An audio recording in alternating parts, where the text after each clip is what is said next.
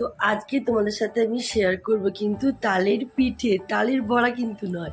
তো দেখো বন্ধুরা, প্রথমে তালের মাড়িটাকে বার করে নিলাম, তারপরে 1 কাপের মতন তালের মাড়ি একটা প্যানের মধ্যে অনেকক্ষণ করার পর আর যা করব কিন্তু একদম হালকা ফ্লেমে করব। তারপরে আমরা নিয়ে নিলাম একটু নারকেল কুড়ো।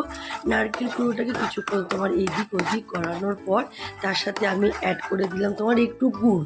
তোমরা ইচ্ছা হলে গুড় অ্যাড করবে, না হলে করবে না। তারপরে গুড় অ্যাড করার পর একটু এদিক ওদিক করার পর তারপরে একটু দুধ অ্যাড করলাম। তো দুধটা আমি অনেকটা সবটা অ্যাড করিনি, ওই হাফ কাপের মতন দুধ অ্যাড করেছি। তোমরা যেমন পরিমাণে নেবে তেমন পরিমাণে দুধটা অ্যাড করবে। তো এইগুলো করার সময় কিন্তু গ্যাসের ফ্লেম কিন্তু একদম জোর করবে না, একদম সিমে করে হালকা করে করবে। এরকম করে করার পর সুজিটা আমি দেখো কেমন করে মিক্স করছি। সুজি নেব, সুজিটা আমি খুব হালকা করে করে অনেকবার মিক্স করবো, একবারে সবটা দিয়ে দেবো না। একবারে সবটা দিয়ে দিলে কিন্তু পুরো একদম দলা পাকিয়ে যাবে। তো অল্প করে করে দিয়ে দিয়ে সুজিটাকে আমি প্রথমে করলাম, মিক্স করলাম। তো তারপরে মিক্স করার পর তোমরা দেখতেই পাবে যে আস্তে আস্তে কিন্তু সুজিটা কিন্তু ওপর থেকে পুরোটা উঠে চলে আসছে। তো তারপরে আমরা এটা কিছুক্ষণ ঠান্ডা হতে তোমার রেখে দেবো। ঠান্ডা হওয়ার পর তোমরা যদি চাও যে একটু আটা বা ময়দা ওর সাথে একটু হালকা অ্যাড করলে দেখবে একটু টাইট টাইট ভাব চলে আসবে। তারপরে দেখো আমি কেমন করে গোল করে একটু লম্বা লম্বা শেপ নিয়ে নিচ্ছি এবং হাতে একটু তেল নিয়ে নেবে। তেল যদি নাও তাহলে সেটা ইজিলি তোমরা করতে পারবে, না হলে হাতের মধ্যে পুরো তো লেগে যাবে। তো এমনি করে কিছুক্ষণ করার পর আমি তেল নিয়ে নেব, গরম তেলের মধ্যে কিন্তু এটাকে ফ্রাই করতে হবে।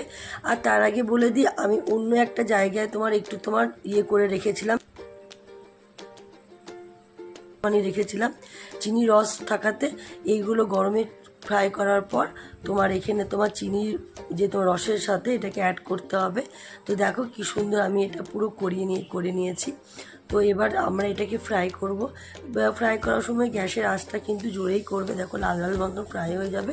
ফ্রাই করে এটাকে চিনি যে রস থাকবে চিনি রসের সাথে এটাকে অ্যাড করে দিতে হবে এবং তারপরে আমাদের তৈরি হয়ে গেল কিন্তু তোমার তালের পিঠে। তো দেখো বন্ধুরা কত সুন্দর তেমনি টেস্টি হয়েছে।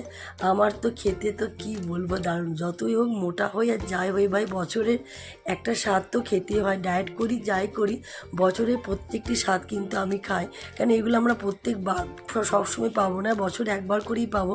ডায়েটটা তো প্রত্যেক দিনই থাকবে, ফিটনেসও প্রত্যেক দিন থাকবে, বাট একটু একটু করে খেলে পর কিচ্ছু হবে না। তো চলো আজকের মতো টাটা। ভালো লাগবে অবশ্যই।